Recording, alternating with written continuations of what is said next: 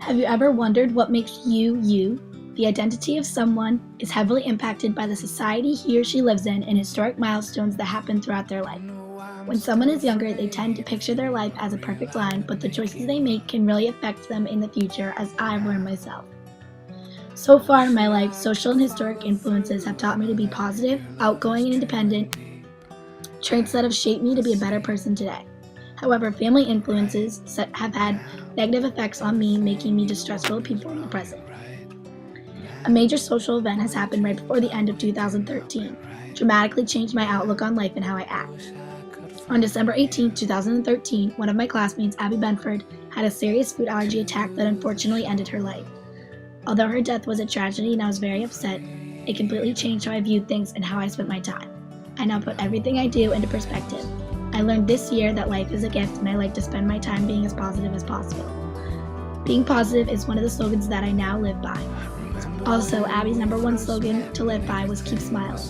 I've also decided to live by that and live for Abby, who is such a positive person. I will keep smiling and being positive no matter what life throws at me for her. A historical event that influenced me was one taught by my mom.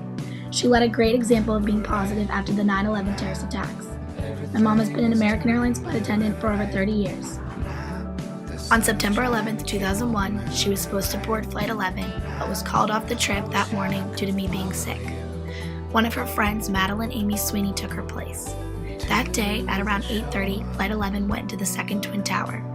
My mom was devastated by this event, and at the time I did not realize, but as I grew older, I felt responsible for Madeline Amy's death because I was so sick.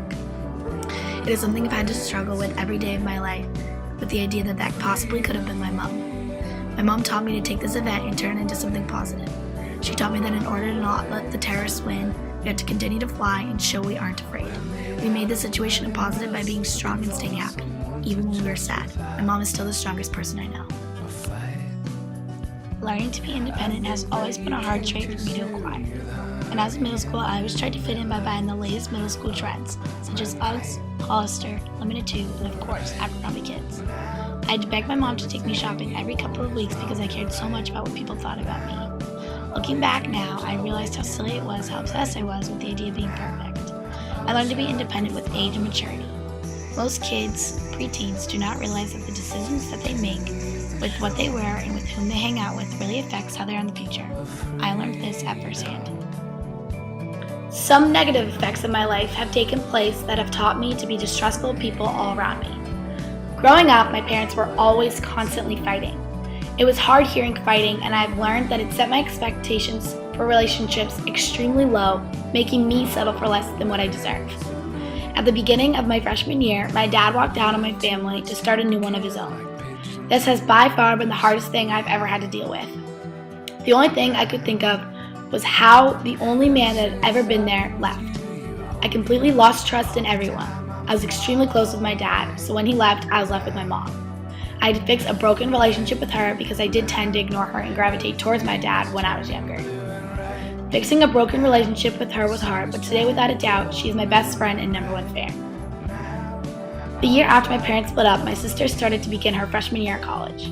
Not only did she leave for college, but she also went to school 714 miles away from me. After spending the last year being so close and so dependent on each other, I felt like everyone kept leaving me, and I began to distance myself from people in fear of them leaving. The traits that I have learned with time and maturity correlate with the morals I obtain and live by. Those include positivity, being outgoing and independent, and being distrustful. Abby's death, 9/11, and my family splitting up are 3 major events that have affected me in significant ways and have made me who I am today. Today I'm proud of who I am, and looking back on these past couple of years, I would not change a thing.